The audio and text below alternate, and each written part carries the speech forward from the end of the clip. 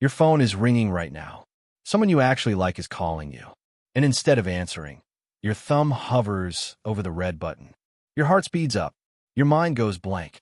And in less than 2 seconds, you decline the call and start typing, "Sorry, can't talk. What's up?" If you've ever done that to someone you love, this video is for you. Because what you're about to hear isn't a flaw in your personality. It's a map of exactly who you are. Let's start with someone real. Let's call him Daniel. Daniel is the friend everyone loves texting. His messages are witty, thoughtful. Sometimes he sends 3 paragraphs explaining exactly how he feels about something small, like a movie, or something huge like grief.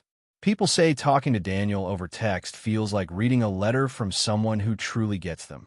But if you call Daniel, something changes. His replies get shorter. His energy shifts. He'll answer, but there's tension in his voice, like he's bracing for something. He'll end the call as fast as he politely can. Then, an hour later, he'll text you something warm and open, something he probably wanted to say on the call but couldn't. Nobody around Daniel understands this contradiction. How can someone so expressive in text become so guarded on a call? The answer isn't complicated once you understand what's actually happening underneath. It's not one thing. It's a pattern, a set of traits that, together, quietly explain almost everything about people who choose texting over calling. There's another version of this you might recognize even more. Let's call her Priya. Priya is the coworker who never misses a birthday message. She writes the most heartfelt notes in group chats. When a friend is going through something hard, Priya is the first to send a long, comforting text, the kind you read 3 times because it actually makes you feel better.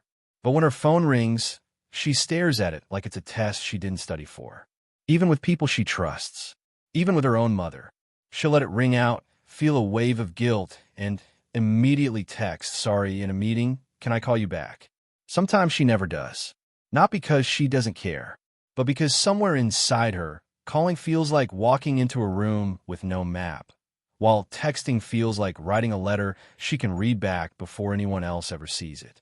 If you've ever felt that specific kind of guilt, the kind where you love someone deeply but still can't bring yourself to press the green button, you're not broken, and you're definitely not alone. There's a reason for this, a real, psychological reason. And once you understand it, you'll probably never look at your own habits the same way again.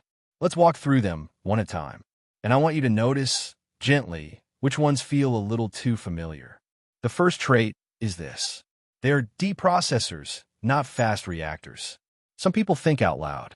Words spill out of them before the thought is even finished.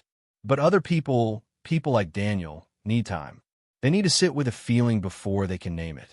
They need to read a sentence twice before they know how it lands on them. A phone call demands instant reaction. There's no rewind button. Whatever comes out, and it's already been heard. Text works differently. It allows delayed reflection. It gives a mind the one thing it actually needs to function well, which is time. If you've ever reread a message 5 times before understanding how you truly feel about it, that's not overthinking. That's depth. Your mind wasn't built for speed. It was built for meaning. And there is nothing wrong with a mind that refuses to rush something as important as how it truly feels. Think about the last time someone asked you a hard question out loud. Something like, "How are you actually doing?" Notice how your mind froze for a second, searching for an answer that felt true. Now imagine that same question arriving as a text. Notice how much more space you'd give yourself to answer it honestly. That difference isn't small. It's the entire reason calls feel like pressure and texts feel like relief. The second trait. They feel emotions intensely, even when they hide it well. People who avoid calls are rarely emotionless. Often, it's the opposite. They feel too much, too fast, too deeply. And when emotion floods a person quickly, speaking becomes harder, not easier. Words get tangled with feeling. Voices shake. Breath catches at the worst possible moment, right when they need to sound calm the most. Texting gives space between the emotion and the expression. It lets someone feel the wave, let it pass a little, and then choose words once they're not drowning anymore. This is why so many emotionally intense people are incredible writers, but hesitant speakers. Their depth needs a slower channel to travel through. Speech asks them to translate a storm into a sentence in real time. Writing lets the storm settle first. Let's pause here for a second. I want you to really think about this one. Have you ever felt something so strongly that you couldn't speak, but the moment you started typing, the words came pouring out effortlessly? If that's you, you already understand this trait better than any explanation ever could. The third trait. They're highly self-aware, sometimes painfully so. People who prefer texting often replay conversations in their head long after they happen. They notice their own tone, their own pauses, the way a sentence might have sounded to someone else, even hours later while lying awake at night. This kind of awareness is rare. It's also exhausting. On a call, there's no time to self-monitor and speak at the same time, so the anxiety compounds in real time, one worried thought stacking on top of another. But in text, self-awareness finally has room to work. Every message can be checked against the question, is this how I actually want to come across? This isn't vanity. It's care. Deep, quiet care about how their words land on the people around them. Care that most people never notice because it happens silently, behind the screen, before a single word gets sent. There's a strange kind of loneliness in this trait, too. Because the people who are the most careful with their words are rarely given credit for it. Nobody sees the 3 drafts you deleted. Nobody sees the sentence you softened so it wouldn't sound harsh. They only see the final, calm message and assume it came easily. It didn't. It came from someone constantly asking, quietly in the background of their own mind, am I being fair to this person right now? The fourth trait. They value precision in emotional expression. Some people are fine saying, I'm okay, when they're not okay, and letting the tone clarify the rest. But deep feelers often can't stand vague communication. They want to say exactly what they mean, no more, no less, because being misunderstood feels almost as painful as not being heard at all. Speaking often forces approximation. You reach for the closest words, not always the right ones, and once they're out, they're out. Writing allows exact language. A phrase can be softened, sharpened, or completely rebuilt until it finally feels true. If you've ever deleted and rewritten a text message 4 times because it didn't sound exactly right, that wasn't indecision. That was integrity. You cared more about honesty than convenience. You cared more about being understood correctly than being understood quickly. The fifth trait. They are quietly afraid of being a burden. This one runs deep, and it often goes unspoken, even to the person feeling it. Many people who avoid calling someone aren't avoiding the person. They're avoiding the fear that their presence might be inconvenient, unwelcome, or too much for someone else's day. A call demands someone's full, immediate attention, right now, without warning. Text allows someone to respond in their own time, without pressure, without guilt attached to the wait. If part of you hesitates to call because you think, what if they're busy? What if this is a bad time? What if I'm interrupting something important? That hesitation usually isn't about the other person at all. It's about an old belief that your needs are only acceptable if they don't interrupt anyone else's life. That belief deserves to be gently questioned, not carried forever like an unspoken rule you never agreed to. Maybe you grew up in a house where a parent was always tired, always stretched thin, always one small request away from snapping. You learned early that needing something came with a cost. So you became the kid who didn't ask. And now, as an adult, you're the friend who doesn't call. Not because you don't need people, but because a part of you is still trying not to cost anyone anything. The sixth trait. They crave control over how they're perceived. A voice reveals everything. Nervousness. Sadness hidden behind fake calm. Excitement someone might feel embarrassed about showing too openly. Text offers a mask, not to deceive, but to protect. It allows someone to decide exactly how they want to show up, instead of being read instantly and completely, without their permission. For people who've been misunderstood before, who've had their tone misjudged, or their real emotions used against them at some point in their life, this control isn't manipulation. It's self-protection built quietly from experience, brick by brick, conversation by conversation. Let's slow down again for a moment. Ask yourself honestly, do you feel safer when people read your words or when they hear your voice? Whichever answer came first, sit with why.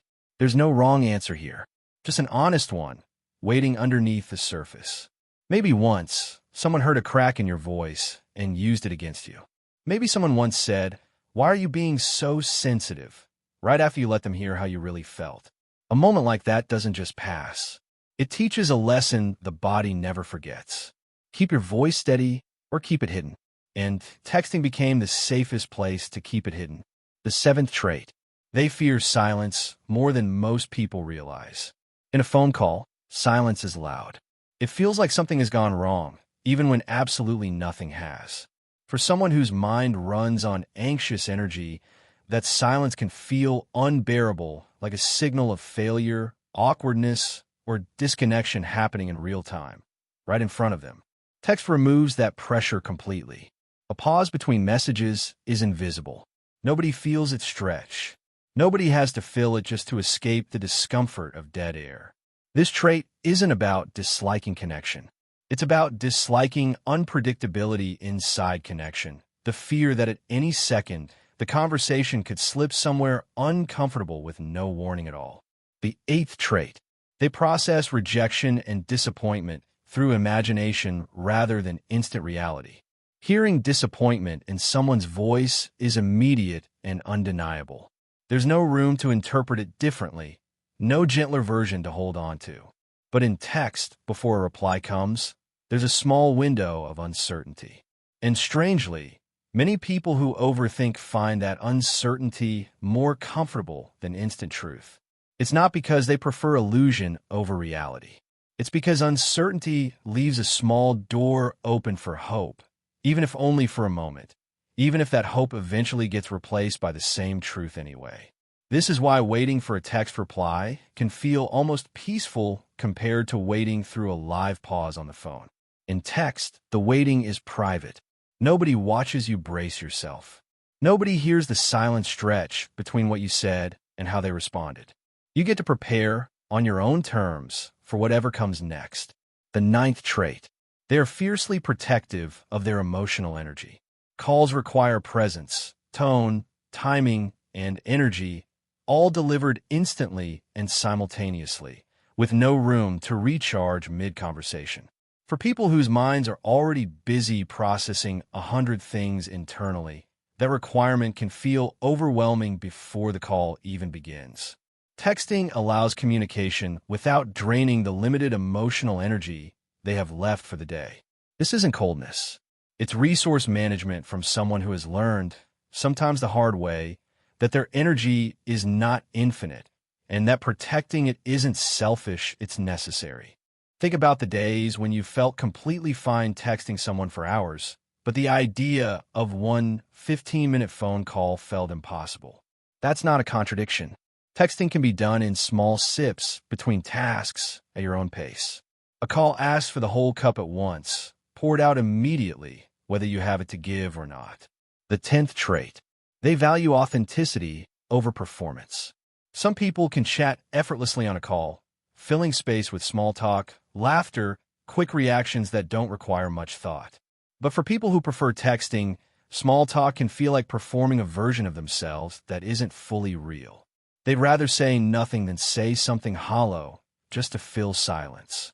Text allows them to wait until they have something true to say. Quality over speed, meaning over noise. A short, honest message over 10 minutes of polite, empty conversation. The 11th trait, and the deepest one of all. They long to be understood more than they long to be heard. This is the quiet truth beneath everything else. People who avoid calls aren't avoiding connection.